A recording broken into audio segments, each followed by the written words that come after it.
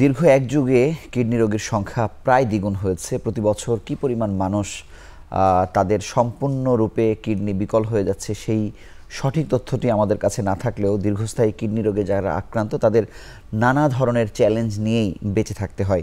SK pharmaceuticals লিমিটেডের সৌজন্যে আমাদের আজকের আলোচনার বিষয় দীর্ঘস্থায়ী কিডনি রোগের চিকিৎসা বিষয়ে কথা বলতে আমাদের সঙ্গে স্টুডিওতে উপস্থিত হয়েছেন ডাক্তার রেজওয়ানুর রহমান, সহযোগী অধ্যাপক ও বিভাগীয় প্রধান কিডনি রোগ ও ডায়ালিসিস বিভাগ, বাংলাদেশ মেডিকেল কলেজ হাসপাতাল। আপনাকে অভিনন্দন আমাদের সঙ্গে যুক্ত হওয়ার জন্য। আমরা যেহেতু বিষয়ের নাম দিয়েছি দীর্ঘস্থায়ী কিডনি রোগের চিকিৎসা, কিডনি রোগ আসলে কত ধরনের হয়, মানে অন্য ধরনটি আসলে কী রকম? কিডনি রোগ আসলে কিডনি বিকল বলতে যা বোঝায় তা দু ধরনের হয়ে থাকে। একটাকে বলা হয়ে থাকে অ্যাকিউট কিডনি ইনজুরি বা হঠাৎ কিডনি বিকল রোগ, যেটি যে কোনো সুস্থ মানুষেরও বিশেষ প্রেক্ষাপটে হতে পারে। আরেকটি হচ্ছে দীর্ঘস্থায়ী কিডনি রোগ, যাকে বলা হয়ে থাকে সিকেডি অর্থাৎ ক্রনিক কিডনি ডিজিজ। এবং এই ক্রনিক কিডনি ডিজিজ রোগটি সাধারণত ধীরে ধীরে হয়ে থাকে। এর একটি সুনির্দিষ্ট কারণ থাকে যার চিকিৎসা করলে এর গতিকে প্রতিরোধ করা যায়, কিন্তু দেখা যায় যে তারপরও শতভাগ একে নিয়ন্ত্রণ করা সম্ভব হয় না। মোটা দাগে কিডনি ফেলিওরকে এই অ্যাকিউট কিডনি ফেলিওর এবং দীর্ঘস্থায়ী কিডনি ফেলিওর বা সিকিডিতে ভাগ করা হয়ে থাকে। আচ্ছা, কিন্তু এই যে কিডনি বিকলের বিষয়ে আমরা শুনি যে যার বিকল হয় তার কি আসলে একটি কিডনি বিকল হয় নাকি একসঙ্গে দুটো কিডনি বিকল হয়ে যায়? কিডনি ফেলিওরটাকে আসলে আমরা ব্যাখ্যা করি তার কিডনি ফাংশন কেমন হচ্ছে তার উপরে, অর্থাৎ কিছু পরীক্ষা রয়েছে যেমন serum creatinine, blood urea, nitrogen ইত্যাদি পরীক্ষা, যার মাধ্যমে মেজার করা হয় যে কিডনিটি কাজ করছে কি করছে না। যদি একজন মানুষের একটি কিডনি শতভাগ ফাংশনিং থাকে আর আরেকটি কিডনি নষ্ট থাকে, তারপরও কিন্তু তার কিডনি ফেলিওর ডেভেলপ করবে না। অর্থাৎ একজন মানুষের তখনই কিডনি ফেলিওর হয় যখন তার দুটি কিডনি মিলেই কিডনিটি কাজ করছে না। একজন মানুষ যখন আরেকজন মানুষকে কোনো কারণে কিডনি দান করেন অথবা যখন কোনো কারণে কারো একটি কিডনি ফেলে দিতে হয়, তারপরও তার কিন্তু কিডনি ফেলিওর হয় না। অর্থাৎ যখনই কারো কিডনি ফেলিওর হয়েছে তার অর্থ হচ্ছে তার দুটি কিডনি কাজ করছে না। আচ্ছা, কিন্তু সাধারণত এই কিডনি বিকল হওয়ার প্রক্রিয়াটা আসলে কেমন? এটা কি একটি নষ্ট হয় তারপরে আরেকটি হয় নাকি দুটো একসাথে অকার্যকর হয়ে যায়? আসলে দীর্ঘস্থায়ী কিডনি রোগের ক্ষেত্রে সেটা দুটো কিডনি একসাথে আক্রান্ত হয় এবং যে প্রক্রিয়াটাতে কিডনি রোগগুলো হয়, যেমন দীর্ঘস্থায়ী কিডনি রোগের সবচেয়ে কমন বা সাধারণ কারণ হচ্ছে ডায়াবেটিস মেলাইটাস বা বহুমূত্র রোগ। এছাড়া রয়েছে উচ্চ রক্তচাপ, তারপরে রয়েছে গ্লোমেরুলোনেফ্রাইটিস বা কিডনির প্রদাহ রোগ। এই প্রত্যেকটি রোগে দুটি কিডনি আনুপাতিক হারে আক্রান্ত হয়ে থাকে। যেসব কারণে আসলে ডায়াবেটিস তো আসলে অনেক অঙ্গকে আসলে আক্রান্ত করে বা উচ্চ রক্তচাপের ক্ষেত্রে আমরা দেখি, মানে কিডনি সেই দিক থেকে কি কোনো প্রায়োরিটি পায় যে সে আগে কিডনিকে ধরে ফেলে এইসব রোগগুলো, পেছনের যে রোগ? ডায়াবেটিক্স মেলাইটাস বা বহুমূত্র রোগের ক্ষেত্রে যে পরিবর্তন, দীর্ঘমেয়াদী যে পরিবর্তনগুলো হয় তাকে ভাগ করা হয় দুভাবে। একটা হচ্ছে মাইক্রোভাস্কুলার কমপ্লিকেশনস আর একটাকে বলা হয় ম্যাক্রোভাস্কুলার কমপ্লিকেশনস। তো ডায়াবেটিক কিডনি ডিজিজ বলতে আমরা যা বুঝি, এই ডায়াবেটিক কিডনি ডিজিজটা সাধারণত যদি একজন মানুষের টাইপ 1 ডায়াবেটিক্স হয় তাহলে অন্তত 7 বছর লাগে শুরু হতে। আচ্ছা, এবং তার পরবর্তীতে এটি বাড়তে থাকে, সাধারণত 15 বছরের পরে যে তার কিডনি ফেলিওর শুরু হয়ে থাকে। কিন্তু যদি কারো টাইপ 2 ডায়াবেটিক্স হয়ে থাকে, সমাজের অধিকাংশ মানুষের কিন্তু টাইপ 2 ডায়াবেটিক্স, এবং টাইপ 2 ডায়াবেটিক্সের ক্ষেত্রে গুরুত্বপূর্ণ হচ্ছে আমরা কিন্তু অনেক ক্ষেত্রেই জানি না তার কতদিন ধরে ডায়াবেটিক্স ছিল, হঠাৎ করে হয়তো বা ধরা পড়ে। তার ক্ষেত্রে যখন তার ডায়াবেটিক্স ধরা পড়ে সেই পর্যায়েতেই কিন্তু কিডনি ফেলিওর থাকতে পারে। কিন্তু কিডনি যাদের দীর্ঘস্থায়ী বিকল হয়ে আপনাদের কাছে আসে তাদের পেছনের হিস্ট্রি আসলে কি বলে? মূল কারণগুলো আসলে কি কি, বা সব কারণগুলোই আসলে কি কি? হ্যাঁ, খুব সুন্দর প্রশ্ন, ধন্যবাদ। যেভাবে বলছিলাম যে দীর্ঘস্থায়ী কিডনি রোগের সবচেয়ে প্রধান কারণ হচ্ছে ডায়াবেটিস মেলাইটাস বা বহুমূত্র রোগ। প্রায় 50% রোগী কিন্তু ডায়াবেটিক্সের কারণে কিডনি ফেলিওরে আক্রান্ত হয়ে থাকে। এরপরে আসবে উচ্চ রক্তচাপ বা হাইপারটেনশন, এবং তারপরে হচ্ছে গ্লোমেরুলোনেফ্রাইটিস বা কিডনির প্রদাহ রোগ। এছাড়া ক্রনিক পাইলোনেফ্রাইটিস বা কিডনির ইনফেকশন, অবস্ট্রাকটিভ ইউরোপ্যাথি অর্থাৎ কিডনিতে পাথর বা এই জাতীয় কোনো সমস্যা, কিছু বংশগত কিডনি রোগ যেমন পলিসিস্টিক কিডনি ডিজিজ, অ্যালপোর্ট সিনড্রোম ইত্যাদি, কিছু সিস্টেমিক ডিজিজ যেগুলো যেমন মহিলাদের হয়ে থাকে এসএলই অর্থাৎ লুপাস নেফ্রাইটিস, এছাড়া মাল্টিপল মাইলোমা, অ্যামাইলয়েডোসিস, এ ধরনের রোগে হয়। এখানে উল্লেখযোগ্যভাবে উল্লেখ করতে হবে যে যথেচ্ছ ওষুধের ব্যবহারের কারণেও কিন্তু কিডনি আক্রান্ত হয়। এর মধ্যে সবচেয়ে কমন হচ্ছে আমরা যেটাকে গ্যাসের ওষুধ বলি, অর্থাৎ প্রোটন পাম্প ইনহিবিটর। বাংলাদেশের প্রচুর জনগণ গ্যাসের ওষুধকে হিসেবে প্রোটন পাম্প ইনহিবিটরকে খেয়ে থাকেন। সেটা কিন্তু ক্রনিক ইন্টারস্টিশিয়াল নেফ্রাইটিসের অন্যতম বড় কারণ। এছাড়া ব্যথার ওষুধ, অ্যান্টিবায়োটিকের কারণেও কিন্তু কিডনি রোগ হয়ে থাকে। 5 ভাগ ক্ষেত্রে কোনো কারণ আসলে পাওয়া যায় না। কিন্তু আপনি কি বলছেন যে ব্যথার ওষুধের থেকেও, যেহেতু গ্যাস্ট্রিকের ওষুধ খাওয়ার প্রবণতা আমাদের দেশে বেশি, আমরা জানি যে প্রায় 4,000 কোটি টাকার ওষুধ মানুষ খাচ্ছে, মানে সেটা কি গ্যাস্ট্রিকের ওষুধ আরও বেশি দায়ী বলে আপনি মনে করছেন? এক্স্যাক্টলি। কেন, সে ব্যাখ্যাটা কি? প্রোটন পাম্প ইনহিবিটর যদি কেউ একটানা 5 বছর খায়, তাহলে যিনি খাচ্ছেন না তার তুলনায় যিনি খাচ্ছেন তার কিডনি রোগে আক্রান্ত হওয়ার সম্ভাবনা বা ঝুঁকি 6 গুণ বেশি। এবং প্রোটন পাম্প ইনহিবিটর খাওয়ার কারণে যেটা হয় সেটা হচ্ছে ক্রনিক ইন্টারস্টিশিয়াল নেফ্রাইটিস নামে একটি কিডনি রোগ হয়ে থাকে। আচ্ছা। এবং এটা কিডনি রোগের অন্যতম একটি বড় কারণ, যেটা সবসময় হাইলাইট হয় না। এটি ওষুধের বিষয়ে আরেকটু ভেতরে ঢুকতে চাই যে মানুষের নিজে নিজে খাওয়ারও যেমন প্রবণতা আছে, আমরা গ্যাস্ট্রোএন্টারোলজিস্টদের সঙ্গে কথা বলে দেখি, তারা বলেন যে মানে একটি ব্যথার ট্যাবলেট দিলেই গ্যাসের ওষুধ দেবার যে প্রবণতা, এটিও আসলে এক ধরনের ভুল, যেটি চিকিৎসকরা অনেকে জানেন না, তারা বলছেন আর কি। যেমন আমার একটা সাধারণ সমস্যাতে দেখলাম যে আমার পায়ে একটা ছোট একটা ইনফেকশন হয়েছে, আমার কিন্তু ডায়াবেটিস বা অন্যান্য কোনো ধরনের কোনো সমস্যা নেই, কিন্তু ব্যথার ট্যাবলেট মানেই আমাকে একটি গ্যাস্ট্রিকের ট্যাবলেট দিয়ে দেওয়া হলো। তো যারা আসলে উপযুক্ত ফিজিশিয়ান, যাদের কাছে মানুষ আসলে আসে, তাদের এই জায়গাতে সচেতনতার কোনো বিষয় আছে কিনা? খুবই সুন্দর প্রশ্ন। অবশ্যই রয়েছে যে কোনো আমাদের দুদিক থেকেই এই ধারণাটা রয়েছে যে চিকিৎসকের দিক থেকে অনেক সময় ব্যথার ওষুধ দেখলেই যে গ্যাস্ট্রিকের ওষুধ দিতে হবে, অথবা অনেকগুলো ওষুধ দিলে গ্যাস্ট্রিকের ওষুধ দিতে হবে, এই ধারণাটা কাজ করে অনেক সময়। আবার একইভাবে আমি প্র্যাকটিস অভিজ্ঞতা থেকে বলতে পারি, অনেক সময় অনেক রোগীকে আমরা যখন গ্যাস্ট্রিকের ওষুধ ছাড়া প্রেসক্রিপশন করে দিচ্ছি, উনি ফেরত চলে এসে বলতেছেন আপনি এত ওষুধ দিলেন, একটা গ্যাস্ট্রিকের ওষুধ লিখলেন না, লিখে দেন।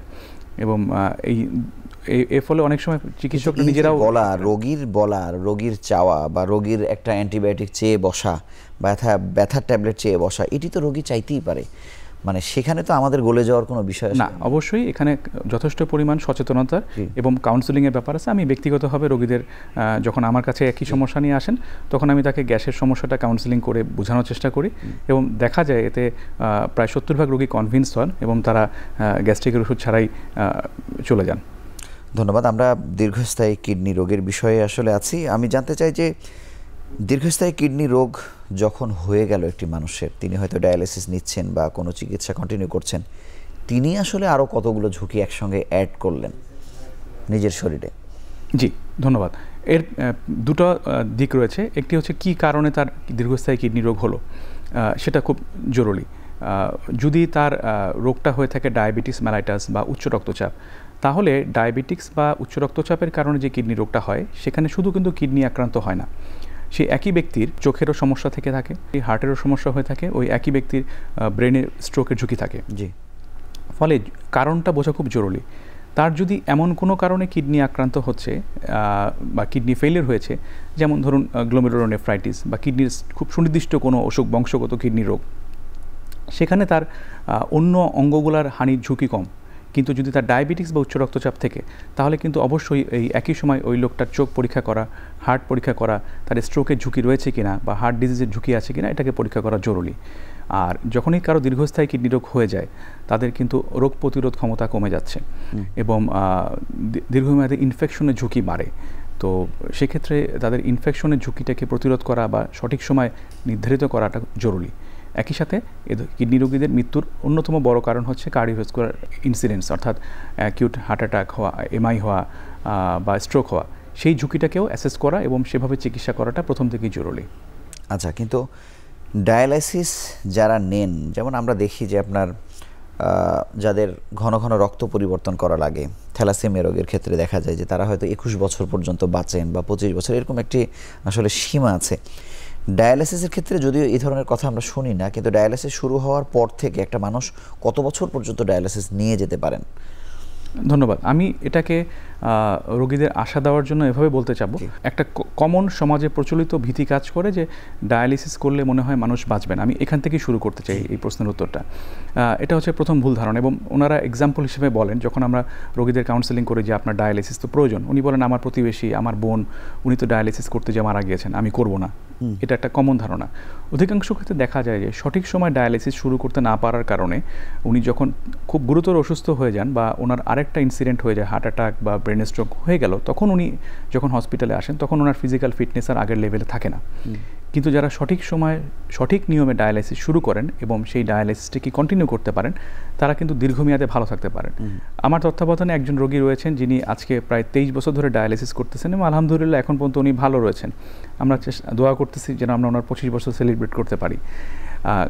গড়ে বলা হয় যে একজন রোগী মানে মর্টালিটি রেটের ভিত্তিতে বলি যে একজন ডায়াবেটিক কিডনি পেশেন্ট যদি ডায়ালিসিস করেন, যেহেতু তাদের কমপ্লিকেশনস বেশি থাকে, অন্যান্য কমপ্লিকেশনস, তাদের ক্ষেত্রে গড়ে মর্টালিটি রেট হচ্ছে 5 ইয়ার সার্ভাইভাল রেট হচ্ছে 50%, মানে 50% রোগী 5 বছর পর্যন্ত বাঁচতে পারেন। কিন্তু ডায়াবেটিক্স ছাড়া অন্য কোনো কারণে যদি অল্প বয়স্ক মানুষদের কিডনি ফেলিওর হয়, তারা কিন্তু বহু বছর বেঁচে থাকতে পারেন। যদি আমার ভুল না হয়ে থাকে, পৃথিবীর সবচেয়ে বেশি যিনি ডায়ালিসিস করেছিলেন তিনি 46 বছর ডায়ালিসিস করেছিলেন। এবং আমি যেটা বললাম, বাংলাদেশে আমার তত্ত্বাবধানে আছে 23 বছর ধরে ডায়ালিসিস করছেন। এরকম বহু রোগী রয়েছে 10 থেকে 15 বছর না, বহু রোগী রয়েছেন যে 10 থেকে 15 বছর ডায়ালিসিস করছেন। কিন্তু এই যে ডায়ালিসিসের ক্ষেত্রে যে একটি সীমা বা আপনার 5 বছরের কথা বলছেন, ডায়াবেটিস যদি তিনি কন্ট্রোলে আনতে পারেন তাহলে পরিস্থিতি হয়তো ভিন্ন হতে পারে।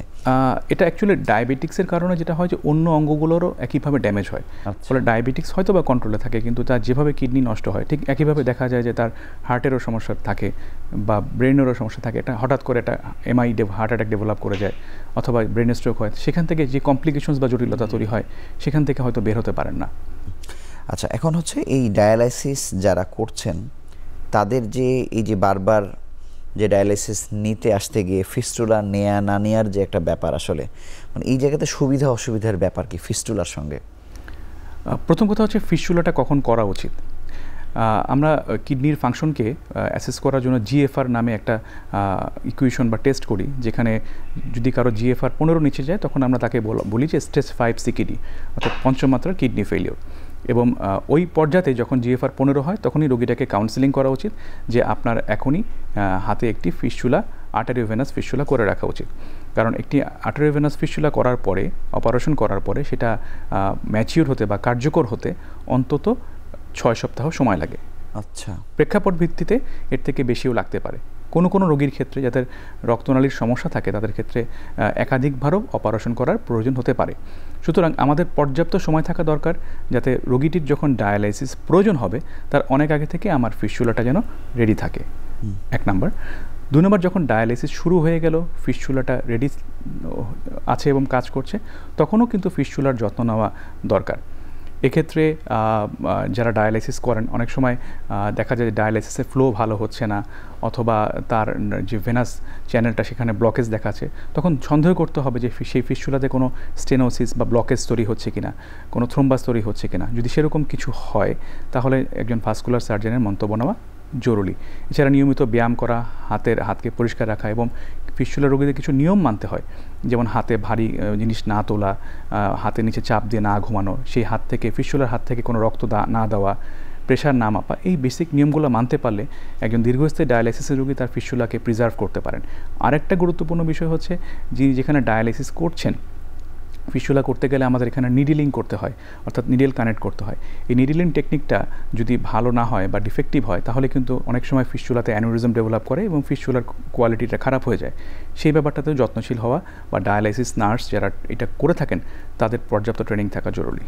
আপনাকে অসংখ্য ধন্যবাদ। আমরা ছোট্ট একটি বিরতি নিয়ে আবার আলোচনায় ফিরছি।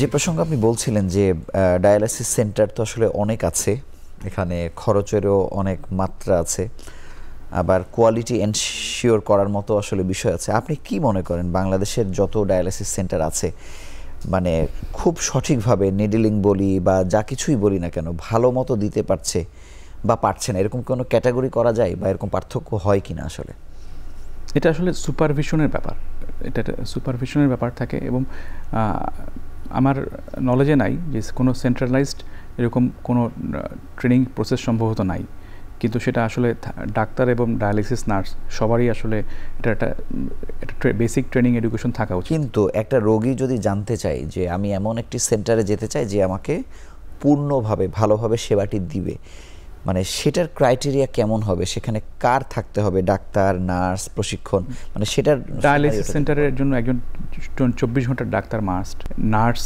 যেটা ডেডিকেটেড নার্স। ডাক্তার বলতে অবশ্যই নেফ্রোলজিস্টের কথা বলছেন। নেফ্রোলজিস্ট মাস্ট তো অবশ্যই, প্লাস একজন ডায়ালিসিস রুমে তো একজন নেফ্রোলজিস্ট 24 ঘন্টা থাকতে পারবেন না, কিন্তু একজন ট্রেইনড মেডিকেল অফিসার যিনি নেফ্রোলজিতে দক্ষ, ডায়ালিসিস রিলেটেড কাজে দক্ষ, তাকে থাকাটা জরুরি, নাম্বার 1। নাম্বার 2 হচ্ছে যে ডেডিকেটেড নার্স থাকতে হবে যারা ডায়ালিসিস রোগী নিয়ে কাজ করেন, নিডলিং টেকনিকগুলো এবং বিভিন্ন চ্যালেঞ্জগুলোকে ফেস করতে প্রাথমিকভাবে সফল সেরকম নার্স থাকতে হবেন। আরেকটা গুরুত্বপূর্ণ পয়েন্ট হচ্ছে যে আরও ওয়াটার, ডায়ালিসিস করতে গেলে যে আরও ওয়াটারের যে ব্যাপারটা থাকে, আরও ওয়াটারের কোয়ালিটিটা মেনটেন হচ্ছে কিনা, কারণ আমরা এখানে একটা আলট্রা পিওর ওয়াটার দিচ্ছি। এই আলট্রা পিওর ওয়াটারকে প্রসেস করতে গেলে যে সেইটার কোয়ালিটি এনশিওর হচ্ছে কিনা। 4 নাম্বার থাকে যে ডায়ালিসিস মেশিনের কোয়ালিটি, যদিও অধিকাংশ মেশিনই ভালো, তারপর সেটা এনশিওর হচ্ছে কিনা, সেটা টেকনিক্যাল কিছু মেকানিক্যাল ব্যাপার থাকে এর ভিতরে, সেগুলোকে এনশিওর হচ্ছে কিনা। ডায়ালাইজারের কোয়ালিটি, প্রত্যেকটা রোগীর কিন্তু একই ডায়ালাইজার লাগবে না, ডায়ালাইজারের যে কোয়ালিটিটা সেইটা কি আসলে এনশিওর হচ্ছে, এটা একটা গুরুত্বপূর্ণ পয়েন্ট। এবং লাস্টলি যে সবার জন্য কিন্তু একই ডায়ালিসিস না, this should be highly personalised. হ্যাঁ, ধরেন সবারই 3 কেজি বাড়লে 3 কেজি পানি বের করতে হবে, ব্যাপারটা এরকম না। মানে ওরা ওয়েট মাপলো, ওয়েট মেপে 3 কেজি বের করে দিল, দেখা যাচ্ছে যে ওনাকে 3 কেজি পানি বের করলে হয়তোবা উনি ডায়ালিসিসের পরে 6 ঘন্টা অসুস্থ হয়ে পড়ে আছেন। এই যে ব্যাপারটা অ্যাসেস করার ব্যাপারটা থাকে, এগুলো সকল সেন্টারে সম্ভব না। আমি একটা সেন্টার দিলাম হয়তোবা, কিন্তু সেন্টারটাকে মানে ওই কোয়ালিটিতে নিতে গেলে আমাকে যে স্টাফ, ট্রেইনড স্টাফ দিতে হবে, সেটার কস্ট যদি আমি বেয়ার করতে না পারি, তাহলে আমি আসলে ওই রকম সেন্টার তৈরি করতে পারবো না, প্লাস ওই প্রপার সার্ভিসটা দিতে পারবো না। এখানে তো একটা ভোগীযোগিতা থাকেই, যে হয়তো কেউ অতটা, আমরা আইসিইউর ক্ষেত্রেই দেখি যে যিনি দায়িত্ব পালন করছেন তাকে কখনোই পাওয়া যায় না, হয়তো অন কলে যোগাযোগ করছে, কিন্তু অন কলে তো সেই সার্ভিস আসলে পাওয়া সম্ভব না। সেক্ষেত্রে আপনি বলছেন যে মানে রোগীর অন্তত এই বিষয়গুলো দেখা উচিত। অবশ্যই। আচ্ছা, আমি ডায়ালিসিসের প্রসঙ্গে যাই, যে ডায়ালিসিস করার পর যে সমস্যাগুলো আসলে একটা রোগীর হয়, মানে সেগুলো কোন কোন সমস্যাগুলো আসলে স্বাভাবিক আর কোনগুলো আসলে অস্বাভাবিক? কিছু সমস্যা ডায়ালিসিস রোগীদের ওনারা মূলত ফেস করে থাকেন, যেমন ডায়ালিসিস করার সময় হঠাৎ করে প্রেশার কমে যাওয়া, অথবা প্রেশার অতিরিক্ত বেড়ে যাওয়া, সুগার ফল করে যাওয়া, তারপরে হচ্ছে যে রক্তশূন্যতার কারণে বুক ধরফর করা, ক্র্যাম্প হওয়া, কাঁপুনি হওয়া, এই জিনিসগুলো একেবারে কমনলি হয়ে থাকে। এবং এই ম্যানেজমেন্টগুলো ডায়ালিসিস সেন্টারে প্রাথমিকভাবে করা যায় এবং এগুলো স্বাভাবিক। এবং প্রত্যেকটি ডায়ালিসিস সেন্টারে যেসব জায়গায় ট্রেইন ডক্টর রয়েছেন, তারা এই প্রেশার কমে যাওয়া, বেড়ে যাওয়া, অথবা কাঁপুনি হওয়া, জ্বর আসা, এই জিনিসগুলোকে চিকিৎসা নিতে পারেন। কিন্তু কিছু জিনিস রয়েছে যেগুলো লাইফ থ্রেটেনিং বা জীবনঘাতী, যেমন যদি ডায়ালিসিস করার সময় হঠাৎ করে তার একটা অ্যাকিউট এমআই বা হার্ট অ্যাটাক ডেভেলপ করে এবং প্রেশার সাডেনলি ফল করে গেল, অথবা পেশেন্ট কার্ডিয়াক অ্যারেস্টে চলে গেল, এটা হচ্ছে অস্বাভাবিক। ডায়ালিসিস রোগীদের ইনফেকশন বা নিউমোনিয়ার সম্ভাবনা খুব বেশি থাকে। কার্ডিয়াক ডিজিজের পরে সবচেয়ে কমন হচ্ছে ইনফেকশন। কিন্তু আপনি ইনফেকশনের আগে আমি জানতে চাই যে সমস্যাগুলোর কথা বলছেন, মানে সেটি কি পরিমাণ আসলে হয়, বা সেটি ম্যানেজ করার দক্ষ আসলে স্টাফও আসলে সেখানে থাকে কিনা, সেটি তো। হ্যাঁ, অধিকাংশ জায়গায় এই প্রাথমিক সাপোর্টগুলো দেওয়ার মতো দক্ষ স্টাফ ঢাকাতে অন্তত থাকে। আমি ঢাকার বাইরের সকল সেন্টার সম্বন্ধে জানি না, কিন্তু অধিকাংশ জায়গাতেই অলমোস্ট থাকে। কিন্তু এই সমস্যাগুলো মানে কত শতাংশ রোগীর ক্ষেত্রে হয়ে যায় হঠাৎ করে এই সমস্যাগুলো হয়? এটা যদি আমরা ওভাবে বলি, অন্তত 10 থেকে 15% রোগীর এই ধরনের ঘটনা প্রতিদিনই কোনো না কোনো ডায়ালিসিস সেন্টারে হচ্ছে। আচ্ছা, এখন হচ্ছে যে আপনি ইনফেকশনের কথা বলছেন, যে আমরা ক্যান্সার বা দীর্ঘস্থায়ী কিডনি রোগী, মানে যাদের এই সমস্যাগুলো বেশি সিভিয়ার মাত্রায় থাকে, তাদের ইনফেকশনের একটা চান্স থাকে। আমরা ঢাকা মেডিকেলে কিছুদিন আগে একটি প্রতিবেদন করতে গিয়ে দেখলাম যে 40% রোগী শিশু ক্যান্সারের, তারা শুধু ক্যান্সারের কাছে হার মানছেন না, ইনফেকশনের কাছে হার মানছেন। কিডনি রোগের ক্ষেত্রে আসলে, বা এই যারা ডায়ালিসিস নিচ্ছেন তাদের ক্ষেত্রে ইনফেকশনের ইস্যুটা কেমন? যেভাবে বলছিলাম যে ডায়ালিসিস রোগীর ক্ষেত্রে কার্ডিয়াক ডিজিজের পরে মৃত্যুর প্রধান কারণ হচ্ছে ইনফেকশন। আচ্ছা, সুতরাং ইনফেকশনকে প্রতিরোধ করার জন্য সবার আগে যেটা জরুরি, সেলফ অ্যান্টিবডি, অর্থাৎ আমার ইমিউনিটি ভালো আছে কিনা। আপনি জানেন যে কিডনি রোগীদের, যারা যখন দীর্ঘস্থায়ী কিডনি রোগী থাকেন, তাদের কিন্তু আমরা বলি যে প্রোটিন রেস্ট্রিক্টেড ডায়েট, অর্থাৎ তাদের আমিষটা কম খেতে বলা হয়। এবং যখনই আমি একজন মানুষকে খাওয়া দাওয়া কন্ট্রোল করে দেব, আমিষকে কন্ট্রোল করে দেব, তার কিন্তু রোগ প্রতিরোধ ক্ষমতা বা ইমিউনিটি তৈরির ক্ষমতাটা কমে আসে। ফলে তারা ইমিউনো কম্প্রোমাইজড হন। কিন্তু যখন একজন রোগী ডায়ালাইসিসে আছেন তখন কিন্তু তার আর সেই প্রোটিন রেস্ট্রিকশনটি থাকে না, বরং তাকে অতিরিক্ত প্রোটিন দেওয়া হয়। স্বাভাবিকভাবে একজন মানুষের যে পরিমাণ প্রোটিন প্রয়োজন তার থেকে কিন্তু একজন ডায়ালাইসিস রোগীকে অতিরিক্ত প্রোটিন দেওয়া হয়, যাতে তার নিউট্রিশনটা মেনটেন হয়। এবং নিউট্রিশন যদি মেনটেন হয় তাহলে আপনি আশা করতে পারেন যে তার রোগ প্রতিরোধ ক্ষমতাটা ভালো থাকবে। তারপরও অন্তত কিছু ভ্যাকসিন, যেমন নিউমোনিয়ার ভ্যাকসিন, ইনফ্লুয়েঞ্জার ভ্যাকসিন প্রতি বছর নিয়ম করে যে সময় দেওয়ার সেটা দেওয়া, হেপাটাইটিস বি ভাইরাসের ভ্যাকসিন দেওয়া, এগুলোকে প্রথমেই ডায়ালিসিস যখন শুরু হবে তখনই এনশিওর করতে হবে। এছাড়া কিছু রোগের যে ভ্যাকসিন হয় না, যেমন হেপাটাইটিস সি ভাইরাস, সেক্ষেত্রে প্রিকশন নিতে হবে যেন এ ধরনের ভাইরাসগুলো ডায়ালিসিস সেন্টার থেকে না হয়। আচ্ছা, তো সেক্ষেত্রে একটি হচ্ছে যে ব্যক্তিগতভাবে সচেতনতা, তিনি যখন বাড়িতে চলে যাচ্ছেন বা যে জায়গায় থাকছেন, আর একই সঙ্গে যেহেতু নানা ধরনের রোগে আক্রান্ত একজন কিডনি রোগী একটি ডায়ালিসিস সেন্টারে থাকে, মানে ঝামেলাটা বা ঝুঁকিটা আসলে কোন জায়গা থেকে বেশি হয়? যখন একজন রোগী যার রোগ প্রতিরোধ ক্ষমতা কম, তিনি যখন বাইরে আসছেন, হসপিটালে আসছেন, অন্য রোগীদের একটা ডায়ালিসিস সেন্টারে অন্যান্য অনেক রোগী আসছেন, সে হয়তো কোনো ইনফেকশন নিয়ে আসছে। আমরা যারা মানে হেলথ কেয়ার পার্সোনাল আছি, আমরাও হসপিটালে ঘুরছি, আমাদের থেকেও ইনফেকশন আসতে পারে। এক্ষেত্রে ডাক্তার নার্সদের দিক থেকে এবং রোগীর দিক থেকে সচেতনতা জরুরি। ডাক্তারদের বা নার্সদের যখন একজন ইন্ডিভিজুয়াল রোগীকে টাচ করবেন তখন স্টেরাইল গ্লোভস ব্যবহার করা, বিশেষ করে নিডলিং করার সময় স্টেরাইল গ্লোভস ব্যবহার করা, মাস্ক পরা, রোগীদেরও একইভাবে মাস্ক পরা, এবং বাসায় যাওয়ার পরে ভালোভাবে সাবান দিয়ে হাত ধোয়া, এবং উনি যে রুমে থাকবেন একটা ওয়েল ভেন্টিলেটেড রুমে থাকা, এই প্রত্যেকটা জিনিস জরুরি। এবং খুব বেশি ক্রাউডেড প্লেসগুলোতে, যেখানে জনসমাগম অনেক বেশি বা ইনফেকশনের ঝুঁকি বেশি, সেগুলোকে সচেতনভাবে এড়িয়ে চলাটা বুদ্ধিমানের কাজ। আমরা যেমন বিভিন্ন সময় দেখি যে অপারেশন থিয়েটার বা আইসিইউতে অ্যান্টিবায়োটিক রেজিস্ট্যান্সের কথা আমরা শুনি, ইন্টারন্যাশনাল অনেক গবেষণায় বা বাংলাদেশের ক্ষেত্রে আমরা দেখি। ডায়ালাইসিস সেন্টারের ভেতরে কি এই ধরনের কোনো ঘটনা কোথাও ঘটেছে বা ঘটে কিনা? আসলে না, সেরকম ভাবে ঘটে না। আচ্ছা, ডায়ালাইসিস রোগীরা আসলে কি খাবেন কি খাবেন না, এটি নিয়ে এক ধরনের বিভ্রান্তি কাজ করে। আসলে কি খেতে পারবেন বা কোনো রেস্ট্রিকশন আছে কিনা? ডায়ালিসিস রোগীর ক্ষেত্রে প্রথম যেটা, যে যখন উনি কিডনি রোগী ছিলেন, শুধুমাত্র ডায়ালিসিস করছিলেন না, তখন ওনাকে প্রোটিন বা আমিষ জাতীয় খাবার খেতে মানা করা হয়েছিল, কমিয়ে দেওয়া হয়েছিল।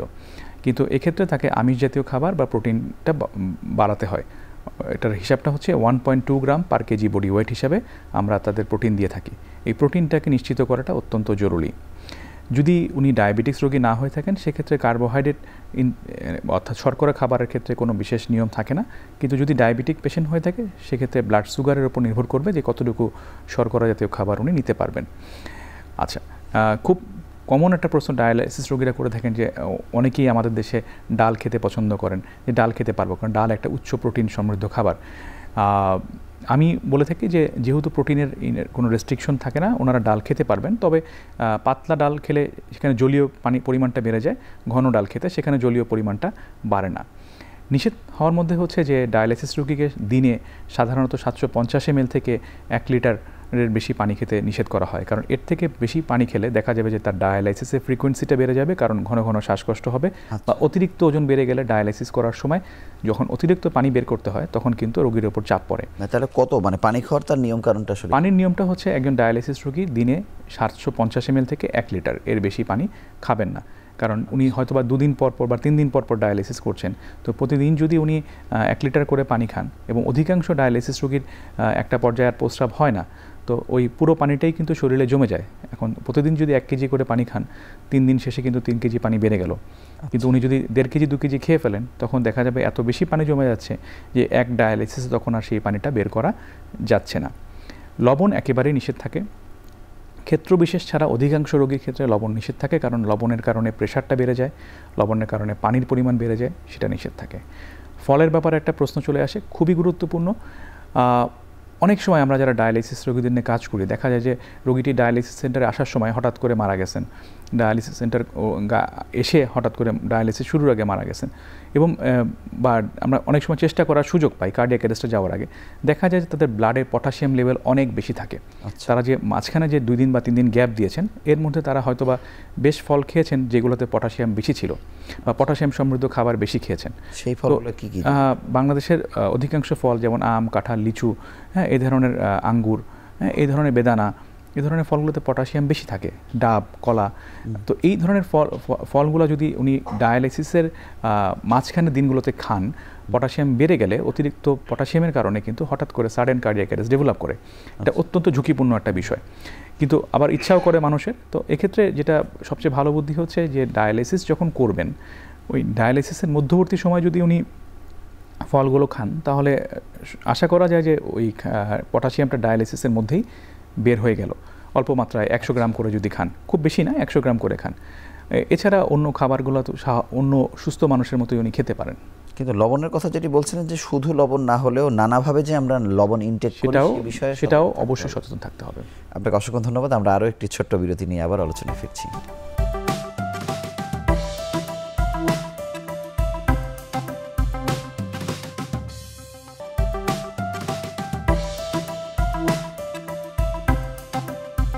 ডাক্তার রেজানুর রহমান, আপনার কাছে জানবো যে যারা দীর্ঘদিন ধরে ডায়ালাইসিস করছেন এবং তারপরে যারা আসলে ট্রান্সপ্লান্টের দিকে যাচ্ছেন, আপনি তো জানেন যে ডায়ালাইসিস করতে করতে মানুষ অর্থের অভাবে এটি আসলে কন্টিনিউ করতে পারে না, এটি আসলে মৃত্যুর অন্যতম একটি বড় কারণ।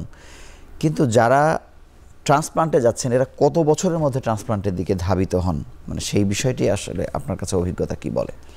একটা পর্যায়ে ছিল, আজকে থেকে হয়তো বা 10 বছর আগেও, যখন বাংলাদেশের কিডনি রোগীদের মধ্যে ওই পরিমাণ সচেতনতা ছিল না যে কিডনি প্রতিস্থাপন এটি চিকিৎসা পদ্ধতি, সেটা সকল মানুষ জানতেন না। কিন্তু বর্তমান যুগে বা বর্তমান সময়ে এসে কিডনি ফেইলিওর হলে কিডনি প্রতিস্থাপন করতে হবে, অধিকাংশ কিডনি রোগীর মধ্যে এই সচেতনতা আমি দেখি। এবং রোগীরা নিজেরা এসে জিজ্ঞেস করেন, এখন কি কিডনি প্রতিস্থাপন করার সময় এসেছে, এই প্রশ্নটি করেন। তো সুতরাং বর্তমান প্রেক্ষাপটে আমার কাছে মনে হয় যে রোগীরা এই ব্যাপারে ওয়াকিবহল বা সচেতন। আর যখনই আমরা কিডনি ফেলিওর ডেভেলপ করার কারণে রোগীকে কাউন্সেলিং করি যে আপনার এখন ডায়ালাইসিস প্রয়োজন, ঠিক একই সময় কিন্তু আমরা কিডনি প্রতিস্থাপনের কাউন্সেলিংটিও করে দিই। এমনকি অনেক রোগীরা ইচ্ছা প্রকাশ করেন যে তারা ডায়ালাইসিস না করে কিডনি প্রতিস্থাপন করবেন, যেটাকে বলা হয় প্রিএমটিভ ট্রান্সপ্লান্টেশন। সেক্ষেত্রে ডায়ালাইসিস করার আগেও কিডনি প্রতিস্থাপনে যাওয়া যায়।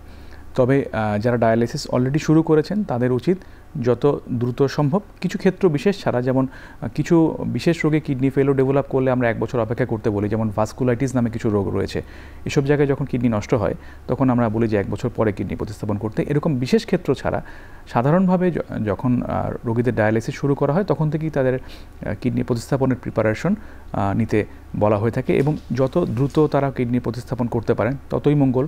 কারণ যারা ডায়ালিসিস করছেন, ডায়ালিসিস করার সময় বিভিন্ন রকম জটিলতা, বিভিন্ন ইনফেকশনে আক্রান্ত হওয়া, বিশেষ করে হেপাটাইটিস বি, হেপাটাইটিস সি তে আক্রান্ত হওয়ার ঝুঁকি বাড়ে, এবং যত আগে করা যায় ততই মঙ্গল। কিডনি প্রতিস্থাপন যারা করবেন বা যিনি করবেন, যার কাছ থেকে কিডনি নিলেন, সেই কিডনির ফাংশন অনুযায়ী কি তার জীবন অতিবাহিত হবে কিনা, মানে এই গল্পটি আসলে কেমন? একজন সুস্থ ব্যক্তি কিডনি দান করতে পারেন, এবং কিডনি যিনি দাতা বা কিডনি ডোনার, তাকে অনেকগুলো পরীক্ষার মাধ্যমে নির্ধারণ করা হয় তিনি আসলে কিডনি দেওয়ার মতো সক্ষম কিনা। এবং এখানে তার যে কিডনির কার্যক্ষমতা, অনুষ্ঠানের প্রথমে একটা কথা আসছিল যে কোন দুটো কিডনি কি একইভাবে কম কাজ করছে না বেশি কাজ করছে। আমরা কিডনি দাতার একটা পরীক্ষা করে থাকি যেটাকে বলা হয় ডিটিপিএ রেনোগ্রাম। এই রেনোগ্রাম পরীক্ষার, আইসোটোপ রেনোগ্রাম পরীক্ষার মাধ্যমে কিন্তু আমরা দুটো কিডনির কার্যক্ষমতার মাত্রা এবং আনুপাতিক হারে কাজ করছে কিনা সেটা দেখেই কিন্তু আমরা কিডনি প্রতিস্থাপন করি। এখন একজন ভালো দাতার কিডনি, যার জিএফআর অন্তত 50 বা বেশি এক একটা কিডনির, তার ক্ষেত্রে একজন রিসিপিয়েন্ট বা যিনি কিডনি গ্রহীতা, তার কিডনি খুবই ভালোভাবে কাজ করে। এবং নিঃসন্দেহে যদি একজন মার্জিনাল ডোনার হন, অনেক সময় বাবা বা মা আবেগের বশবর্তী হয়ে কিডনি দান করেন, দেখা যায় যে তার বয়স 60 হয়ে গিয়েছে, কিডনি অপেক্ষাকৃত দুর্বল কিন্তু দেওয়ার মতো অবস্থায় আছেন, তার ক্ষেত্রে অবশ্যই যিনি গ্রহীতা তার কিডনিটা একটু কম কাজ করতে পারে বা একটু দুর্বল হতে পারে। এই যে আপনি বলছিলেন যে কিডনি যারা ট্রান্সপ্লান্ট করেছেন তাদেরও এক ধরনের ইনফেকশনের ঝুঁকি থাকে, সেই ঝুঁকিটা আসলে কোথায় থেকে শুরু হয় বা এই ঝুঁকিটাই বা কেমন? জি, একজন ডায়ালাইসিস রোগী থেকে একজন কিডনি প্রতিস্থাপন রোগীর ইনফেকশনের ঝুঁকি প্রাথমিক পর্যায়ে অত্যন্ত বেশি। কারণ কিডনি প্রতিস্থাপন করার সময় যাতে, যেহেতু যে কিডনিটি গ্রহীতার শরীরে লাগানো হচ্ছে তা একটি ফরেন অবজেক্ট, অর্থাৎ বাইরের কিডনি, এটা আমাদের শরীরে ফিট করে দেওয়ার জন্য কিন্তু গ্রহীতার রোগ প্রতিরোধ ক্ষমতাকে কমিয়ে দেওয়া হয়। কৃত্রিমভাবে ওষুধের মাধ্যমে, এবং যখন রোগ প্রতিরোধ ক্ষমতাকে আমরা একদম কমিয়ে দিয়েছি তখন যে কোনো ইনফেকশন হতে পারে। এই ইনফেকশন শুরু হয় কিন্তু একদম অপারেশনের টেবিল থেকেই হতে পারে, অর্থাৎ উন্ড ইনফেকশন, অপারেশন যেখানে করা হচ্ছে অপারেশনের সাইটে ইনফেকশন হতে পারে, এবং এরপরে পরবর্তীতে বিভিন্ন রকম ইনফেকশন যেগুলো কমনলি আমাদের অন্য মানুষের হয় না, যেমন সাইটোমেগালোভাইরাস ইনফেকশন, তারপরে অন্যান্য টিউবারকিউলোসিস সহ অনেক ধরনের ইনফেকশনে আক্রান্ত হতে পারে। এটা ভাগ করা হয়ে থাকে যে প্রথম 1 মাসে কী কী ইনফেকশন হতে পারে, 1 মাস থেকে 6 মাসের মধ্যে কী কী ইনফেকশন হতে পারে। সাধারণত 6 মাসের পরে যখন কিডনি প্রতিস্থাপনের যে ওষুধগুলো, ট্রান্সপ্লান্ট মেডিকেশনগুলো, ওগুলো ডোজ যখন কমিয়ে দেওয়া হয় এবং তখন দেখা যায় যে ইনফেকশন অন্য কোনো সাধারণ মানুষের মতোই হয়, কিন্তু প্রথম 6 মাসে তাদের ইনফেকশনের ঝুঁকি অত্যন্ত বেশি। এর মধ্যে সাইটোমেগালোভাইরাস ইনফেকশন, বিকে ভাইরাস ইনফেকশন, টিউবারকিউলোসিস, এগুলো হার্পেস জোস্টার, এগুলো খুব কমন। আচ্ছা, আপনি একজন ট্রান্সপ্লান্ট নেফ্রোলজিস্ট, মানে আপনাদের রোল আসলে এই জায়গায় কোথায় বা আপনারা কি করেন? একজন ট্রান্সপ্লান্ট নেফ্রোলজিস্টের কাজ শুরু হয় যখন একজন ব্যক্তি কিডনি রোগে আক্রান্ত হন। সেখান থেকেই শুরু হয়। যখন কিডনি ফেলিওর ডেভেলপ করে যান বা ডায়ালাইসিসে চলে যান তখন কাউন্সেলিং থেকে শুরু হয়। এরপরে শুরু হয় একজন কিডনি গ্রহীতা এবং কিডনি দাতা দুইজনের পরীক্ষা নিরীক্ষা এবং স্ক্রিনিংয়ের মাধ্যমে, অর্থাৎ একজন সঠিক দাতাকে খুঁজে বের করাও কিন্তু একজন কিডনি প্রতিস্থাপন বিশেষজ্ঞের কাজ। অর্থাৎ যিনি দিচ্ছেন তিনি আসলে এই রিসিপিয়েন্ট বা গ্রহীতার জন্য সঠিক কিনা, একইভাবে একজন গ্রহীতার শারীরিক সক্ষমতা রয়েছে কিনা সেগুলো পরীক্ষা করাও কিন্তু একজন ট্রান্সপ্লান্ট নেফ্রোলজিস্টের কাজ। কিডনি ট্রান্সপ্লান্টটি সার্জারিটি করে থাকেন একজন ট্রান্সপ্লান্ট নিউরোলজিস্ট, এবং অপারেশন পরবর্তী সময়ে বাকি যে ফলো আপটা হয়ে থাকে পুরোটাই একজন ট্রান্সপ্লান্ট নেফ্রোলজিস্ট করে থাকেন, যার কাজ হচ্ছে এই ওষুধের ডোজগুলো নির্ধারণ করা, কিডনি যদি কোনো কারণে কাজ না করে তাহলে কিডনি বায়োপসি করা বা কারণ নির্ধারণ করা, এবং আনুষঙ্গিক ট্রান্সপ্লান্ট রোগীরও তো অন্যান্য রোগ হয়ে থাকে, নিউমোনিয়া হয়ে থাকে, হার্টের রোগ হয়ে থাকে, সেই জিনিসগুলোকে সঠিক, ডায়াবেটিক্স হয়ে থাকে, সেই জিনিসগুলোকে সঠিকভাবে চিকিৎসা করা একজন ট্রান্সপ্লান্ট নেফ্রোলজিস্টের কাজ।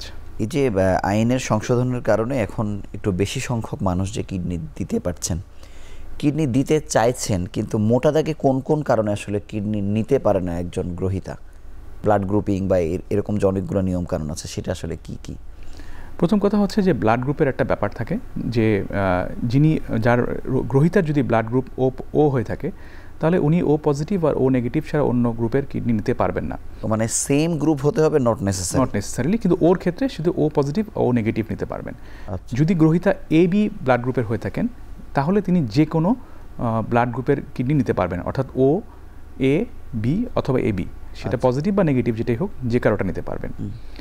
গ্রহীতা যদি এ ব্লাড গ্রুপের রোগী হয়ে থাকেন তাহলে শুধু উনি এ আর ও কিডনি নিতে পারবেন, আর যদি বি হয়ে থাকেন তাহলে শুধু বি আর ও নিতে পারবেন। এটা হচ্ছে জেনারেল রুল। কিন্তু এছাড়াও আরেকটা কিডনি প্রতিস্থাপন করার প্রক্রিয়া আছে যাকে বলা হয় এবিও ইনকম্প্যাটিবল ট্রান্সপ্লান্টেশন।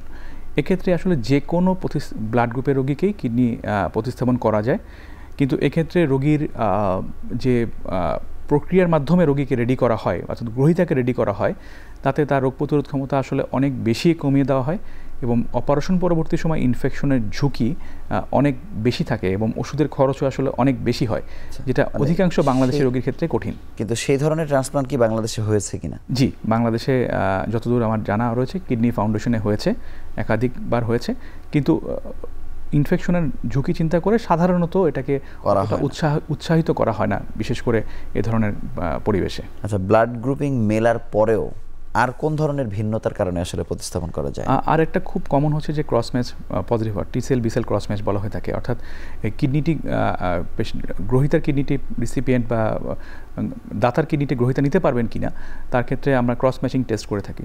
অনেক সময় দেখা যায় যে প্রথম দিকে সচেতনতা না থাকার কারণে রোগীদের ব্লাড নিতে হয়, অন্য শরীরের রক্ত নিতে হয়, বা অনেক সময় পরিবারের সদস্যরা রক্ত দান করে থাকেন। এই রক্ত দান করার কারণে পরবর্তীতে তার শরীরে কিছু অ্যান্টিবডি তৈরি হয়ে যায় রিপিটেড ব্লাড ট্রান্সফিউশনের কারণে, বা মায়েদের ক্ষেত্রে বারবার বাচ্চা ডেলিভারির পরেও অনেক সময় হয়ে থাকেন। তো ওই যে অ্যান্টিবডি তৈরি হয়ে যায় তখন দেখা যায় যে তার টিসেল বেসেল ক্রস ম্যাচ করতে গেলে সেই ক্রস ম্যাচ বারবার পজিটিভ আসে, অর্থাৎ ডোনারের শরীরে এমন রিসিপিয়েন্টের শরীরে এমন অ্যান্টিবডি রয়েছে যেটা আসলে ডোনারের কিডনিকে গ্রহণ করতে যাচ্ছে না। এক্ষেত্রে দেখা যায় দাতা থাকা সত্ত্বেও কিডনি প্রতিস্থাপন হচ্ছে না। আরেকটা কমন প্রবলেম হচ্ছে যে যিনি কিডনি দিতে যাচ্ছেন তার যদি ফ্যামিলি হিস্ট্রি অফ ডায়াবেটিক, ধরেন তার ভাই দেবে বা বোন দেবে, দেখা যাচ্ছে তার ফ্যামিলি হিস্ট্রি অফ ডায়াবেটিক্স রয়েছে, ডায়াবেটিক কিডনি ডিজিজ রয়েছে, তার টেস্ট স্ক্রিনিং করার সময় নিজেরই দেখা যাচ্ছে যে কিছু কিডনির সমস্যা রয়েছে। এগুলো অত্যন্ত বড় বাধা। আরেকটা বাধা মনে হয় সাইকোলজিক্যাল বা পরিবেশগত বাধা, যেখানে অনেক আত্মীয়স্বজন অনেক সময় বোঝান যে তুমি যদি কিডনি দাও তাহলে তো তুমি হয়তো ভালো থাকবা না, এবং এই মানসিকতা থেকেও অনেকে সামনে এগিয়ে এসে আবার পিছিয়ে যায়। আপনাকে অসংখ্য ধন্যবাদ। আমরা আরও একটি বিরতি, অর্থাৎ শেষ বিরতি নিয়ে আবার আলোচনায় ফিরছি।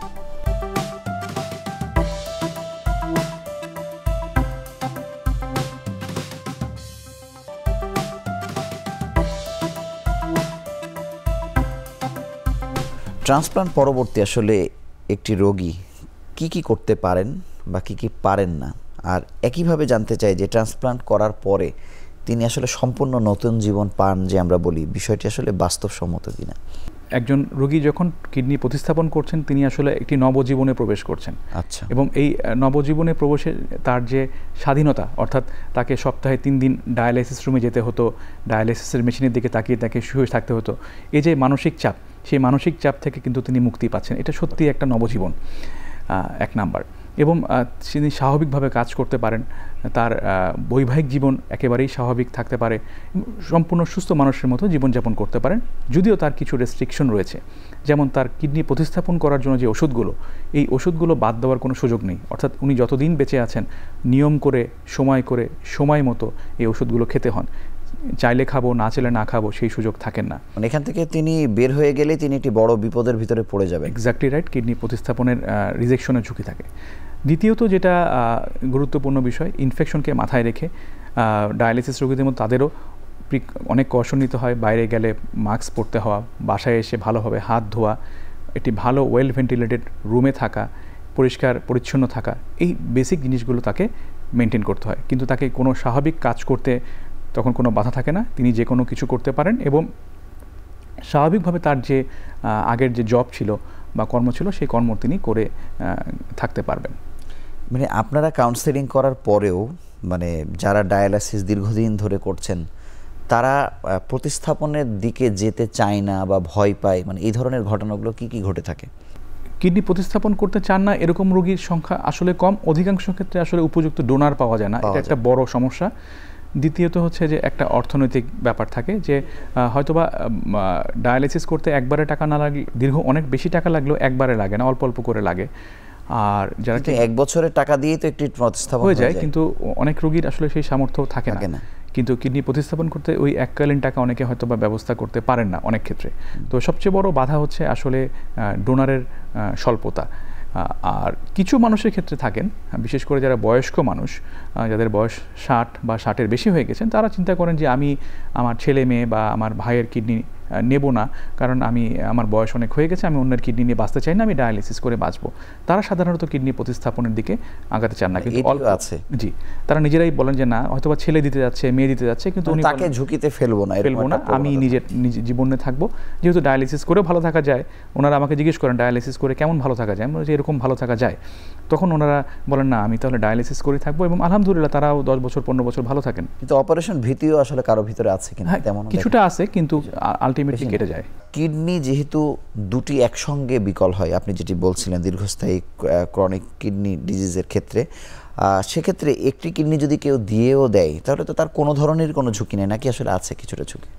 কিডনি দাতার ক্ষেত্রে, কিডনি দাতার ক্ষেত্রে যেই প্রক্রিয়ার মাধ্যমে স্ক্রিনিং করে তাকে চূড়ান্তভাবে নির্ধারণ করা হয়, এতটুকু নিশ্চিত করা হয় যে তার ভিতরে কোনো রোগ নেই, একজন নিরোগ দেহের ব্যক্তি কিডনি দান করতে পারেন। এবং তার ক্ষেত্রে আসলে একটি কিডনি নিয়ে আরও 30-40 বছর বেঁচে থাকাটা কোনো ব্যাপার না, যদি না কোনো কিছু মিস হয়ে থাকে। যেমন আগেই বলেছিলাম যে তার যদি কোনো বংশগত কিডনি রোগের, ডায়াবেটিক কিডনি রোগের ইতিহাস থাকে, সেক্ষেত্রে যদি পরবর্তীতে দাতার ওই ধরনের কোনো কিডনি রোগ দেখা দিতে পারে। কিন্তু সুস্থ ব্যক্তির সাধারণত কিডনির কোনো রোগ থাকে না বা ঝুঁকি থাকে না। এবং আপনারা সেই নিরোগ মানুষকে আসলে খুঁজে বের করেন। এক্স্যাক্টলি, এটাই একজন নেফ্রোলজিস্টের কাজ। এবং যিনি দিচ্ছেন ওনাকে তারপরও আমরা উৎসাহিত করি যেন বছরে একবার করে উনি কিডনি চেক আপ করেন। হয়তো বা উনি 30 বছর বয়সে বা 40 বছর বয়সে কিডনি দিয়েছেন, কিন্তু হতেই পারে যে তার 50 বছর বয়স যখন হলো তখন তার উচ্চ রক্তচাপ তৈরি হলো অথবা ডায়াবেটিক্স দেখা দিল। ওইগুলো যত্ন নেওয়াটা অত্যন্ত জরুরি, এই কাউন্সেলিংটা জরুরি। আচ্ছা, এই যে আমরা দেখলাম যে দীর্ঘ এক যুগে দ্বিগুণ হয়ে গেল কিডনি রোগী। মানে এটি তো আমাদের কাছে আসলে একটা মহামারীর মতো ঘটনা। এটি আসলে কেন এত বেড়ে গেল বাংলাদেশের ক্ষেত্রে? আর আসলে আমরা কিডনিকে যদি সুস্থ রাখতে চাই, একটা সুস্থ মানুষের আসলে কোন পথ ধরে আসলে হাঁটা উচিত? এটা আসলে শুধু বাংলাদেশে না, সারা পৃথিবীতেই কিডনি রোগীর সংখ্যা আসলে বেড়ে যাচ্ছে। এর কারণ দুটো। একটা হচ্ছে যে দীর্ঘস্থায়ী সকল রোগের সংখ্যাই বাড়ছে। সেটা দীর্ঘস্থায়ী কিডনি রোগ, লিভারের ডিজিজ এবং ক্যান্সার এবং হৃদরোগের ঝুঁকি প্রত্যেকটি কিন্তু আসলে বেড়ে যাচ্ছে। এর ক্ষেত্রে অন্যতম বড় কারণ হচ্ছে যে আমাদের লাইফস্টাইল। আমরা এখন সেডেন্টারি লাইফস্টাইলে চলে আসছি। আমাদের পর্যাপ্ত শারীরিক এক্সারসাইজ নাই। আমরা খাবারের মধ্যে অধিকাংশ ক্ষেত্রে প্রসেসড খাবার খেয়ে থাকি, লবণের মাত্রা বেশি হয়ে থাকে। আমাদের আগে যেরকম মানুষরা গ্রামে থাকলে কাজ করতেন, হাঁটতেন, এক্সারসাইজ করতেন, তার কোনোটাই আসলে আমাদের নেই। ফলে একটা ওবেসিটি বা হাই বিএমআই আমাদের অধিকাংশ শহরে মানুষেরই হয়ে থাকে। এটা একটি গুরুত্বপূর্ণ কারণ। খাবার, যেটা বললাম, প্রসেস ফুড সহ অন্যান্য খাবারের একটা প্রভাব থাকে। ডায়াবেটিক্স একটা প্রভাব রাখতেছে, উচ্চ রক্তচাপ একটি প্রভাব রাখতেছে, স্মোকিং বা সিগারেট তার একটা বিশেষ প্রভাব রয়েছে। এছাড়া অ্যালকোহল এবং আমাদের দেশে যেসব ধরনের এনার্জি ড্রিঙ্কস ব্যবহৃত বা অনেক তরুণ বয়স থেকে অনেকে খেয়ে থাকেন, তারও কিন্তু প্রভাব থাকে। এই জিনিসগুলোর কারণে কিডনি রোগের সংখ্যা আস্তে আস্তে বেড়ে যাচ্ছে। এখন এটির উল্টোটাই তো আসলে প্রতিকার মূলত। তারপরে আপনার কাছে একটু জানতে চাই যে আসলে জীবনযাপনের ক্ষেত্রে আমাদের কোন দিকে আরও বেশি নজর দেওয়া উচিত? প্রথম বলবো যে আপনি যখন যে খাবারটা খাচ্ছেন, সেই খাবারটা খাওয়ার সময় চিন্তা করা উচিত যে এটা কি একটি ভালো খাবার নাকি প্রসেস ফুড। এই জিনিসটা খুব চিন্তা করে খাওয়া উচিত। সচেতনভাবে নিজের খাবারকে সিলেক্ট করা, 1 নাম্বার। 2 নাম্বার হচ্ছে যে যেটা আগেও বলেছি যে লবণের উচ্চ ইনটেক বা অতিরিক্ত লবণ খাওয়া, সেটাকে পরিহার করা। সিগারেট বাদ দেওয়া। লবণের অনেকে কাঁচা বা পাকা পার্থক্য করে থাকে রান্নাতে দেয়া, মানে এটির তো কোনো পার্থক্য না। অনেকেই বলে থাকেন যে লবণ কি আমি একটু ভেজে খেতে পারবো কিনা, সেখানে আসলে তাতে কোনো আলাদা গুণগত পরিবর্তন হয় না। সেক্ষেত্রে আসলে আমরা বলি রান্নায় যতটুকু লবণ প্রয়োজন তার চেয়ে বেশি অতিরিক্ত লবণ না খাওয়াই ভালো। এরপরে যারা স্মোকিং করেন বা যে কোনো নেশা জাতীয় দ্রব্য গ্রহণ করেন, সেটাকে বাদ দেওয়া। এক্সারসাইজের ভূমিকাকে কেউ বাদ দিতে পারবে না। ওবেসিটি, বিএমআই ইটসেলফ, এখন বলা হয়ে থাকে যে যাদের বিএমআই 35-এর উপরে তারা কিডনি রোগের ঝুঁকিতে থাকেন এবং প্রত্যেকের উচিত তাদের বিএমআই চেক করে দেখা যায় বিএমআই কত রয়েছে। এক্সারসাইজ করা, এই জিনিসগুলোকে যদি মানতে পারেন তাহলে, এবং যাদের বংশগত কিডনি রোগ রয়েছে বা বংশে ডায়াবেটিক্স রয়েছে, 40-এর পরে যাদের ডায়াবেটিক্স রয়েছে তাদের সেই প্রপার স্ক্রিনিংটা জরুরি যে তাদের কিডনি রোগ ঝুঁকি আছে কিনা। স্পেশালি আমি ডায়াবেটিক্স রোগীদের জন্য বলতে চাবো তারা যেন তাদের কিডনির ফাংশন অর্থাৎ সিরাম ক্রিয়েটিনিন নর্মাল থাকলেও একটি ইউরিন টেস্ট, যেটাকে ইউরিন ফর মাইক্রোঅ্যালবুমিন বলা হয়ে থাকে, এই পরীক্ষাটা যেন অবশ্যই করেন। এবং মাইক্রোঅ্যালবুমিন যদি প্রেজেন্ট থাকে তাহলে বুঝতে হবে তার কিডনি রোগের ঝুঁকি বেশি, এবং ওই পর্যায়ে যদি আসলে এটাকে প্রিভেন্ট করা যায় তাহলে ডায়াবেটিক কিডনি রোগের সংখ্যাটাকে অনেকটা কমিয়ে আনা সম্ভব। আপনাকে অসংখ্য ধন্যবাদ আমাদের সঙ্গে যুক্ত হওয়ার জন্য, এবং আবারও আন্তরিকভাবে অভিনন্দন জানাচ্ছি। আপনাকে ধন্যবাদ। একটি কিডনি রোগী শত ধরনের জটিলতার মধ্যে পড়ে যান, তিনি ট্রান্সপ্লান্ট করলেও এক ধরনের জটিলতার মধ্যে থাকেন। এ কারণে আমাদের সর্বোচ্চ গুরুত্ব দেওয়া উচিত একটি কিডনি বিকলের যতগুলো কারণ আছে সেগুলো অ্যাভয়েড করা বা সেখান থেকে দূরে থাকা, এবং সুন্দর জীবনযাপন বা জীবনধারায় কোনো সমস্যা থাকলে সেটি পরিবর্তন করা। সেই পরিবর্তন আজকে থেকে আমরা শুরু করতে পারি। আর এই প্রত্যাশা নিয়ে আজকে আমরা শেষ করছি, এবং আগামী পর্বে আবার নতুন কোনো বিষয় নিয়ে হাজির হব। সেই সময় পর্যন্ত ভালো থাকুন, সুস্থ থাকুন।